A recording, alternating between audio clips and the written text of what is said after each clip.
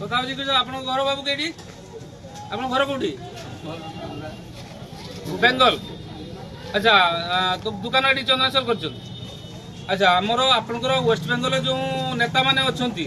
ଆପଣ ଟିଏମସି ନେତାମାନେ ସେମାନେ ଆମର ଓଡ଼ିଆ ଦୋକାନୀମାନଙ୍କୁ ଉଠେଇ ଦେଇଛନ୍ତି ଫାଙ୍କା କରିଦେଇଛନ୍ତି ପଚାରିଲା ବେଳକୁ କ'ଣ ଉତ୍ତର ଦେଲେ ଯେ ଆମର ବେଙ୍ଗଲ ଲୋକ ବେଙ୍ଗଲର ଦୋକାନ କରିବ ତୁମ ଓଡ଼ିଆ ମାନେ ଦୋକାନ କରିପାରିବେ ନାହିଁ ତେଣୁ ଆମେ ଯେତେବେଳେ ଦୋକାନୀମାନେ କହିଲେ ଯେ ଆମେ କ'ଣ କରିବା ଖାଇବା କେମିତି ଆମର ତ ରୋଜିରୋଟି ଏଥିରେ ଆମେ ଚଳିବା କେମିତି ତାପରେ ସିଏ କ'ଣ କହିଲେ ଆପଣଙ୍କର ଯେଉଁ ବେଙ୍ଗଲର ଯେ ନେତା ପଶ୍ଚିମବଙ୍ଗର ଯେ ନେତାମାନେ କ'ଣ କହିଲେ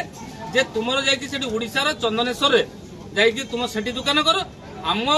ଏଠି ଦୋକାନ ଆମ ଲୋକାଲ ଲୋକ କରିବେ ତେଣୁ ଆପଣ ଯେହେତୁ ଏଠି ଦୋକାନ କରୁଛନ୍ତି ଆପଣ ଏଠି ଉଠି ଯାଇକି ସେ ଜାଗା ତ ସେଠି ଫାଙ୍କା କରିଦେଇଛନ୍ତି ସେମାନେ ସେପଟେ ଯାଇକି ଆପଣମାନେ ଦୋକାନ କରନ୍ତୁ ଆମ ଛୁଆମାନେ ଯେ ବେକାର ହେଇ ବୁଲୁଛନ୍ତି ସେମାନେ ସେଠି ଦୋକାନ କରିଥିଲେ ସେମାନଙ୍କ ଭିତରୁ ଜଣେ ଆପଣଙ୍କ ଜାଗାରେ ଦୋକାନ କରିବେ 3 ଦିନ ସମୟ ଦିଆଗଲା 3 ଦିନ ଭିତରେ ଆପଣମାନେ ପଳେଇ ଯାଆନ୍ତୁ ସେମାନେ ଏଠି ବସିଯିବେ ଆପଣମାନେ ସେଠି ଫାଙ୍କା ହେଇଛି ସେଠି ବସିଯିବେ ଆଉ ଯାହା ଆପଣମାନଙ୍କ ନେତା ସେଠି ବେଙ୍ଗଲର ନେତାମାନେ ଯାହା କହିଛନ୍ତି ଟିଏମସି ନେତାମାନେ ଏଇ ଆଇନ କାନୁନଟା କରିଛନ୍ତି ତାପରେ ଏଇଟା ପ୍ରାରମ୍ଭିକ କାର୍ଯ୍ୟକ୍ରମ ୟା ପରେ ଆମ ଓଡ଼ିଶାରୁ ଯେତିକି ଦ୍ରବ୍ୟ ବେଆଇନ ଭାବରେ ଯାଉଛି ସେଗୁଡ଼ା ସବୁ ବନ୍ଦ କରିବା ବାଲି ଚିପ୍ସ ପଥର ଏଗୁଡ଼ା ସବୁ ଯେ ଯାଉଛି ଏଗୁଡ଼ା ବି ସବୁ ବନ୍ଦ କରିବା ଏଇଟା ପ୍ରାରମ୍ଭିକ କାର୍ଯ୍ୟକ୍ରମ କାହିଁକିନା ସେମାନେ ଭାବିଛନ୍ତି ଯେ ଆମର ଓଡ଼ିଶା ପଶ୍ଚିମବଙ୍ଗ ଗୋଟେ ଭାରତ ପାକିସ୍ତାନ ଭଳିଆ ସେ ଟିଏମସି ନେତାମାନେ ଭାବିଛନ୍ତି ମାନେ ପଶ୍ଚିମବଙ୍ଗଟାକୁ ପାକିସ୍ତାନ କରିବେ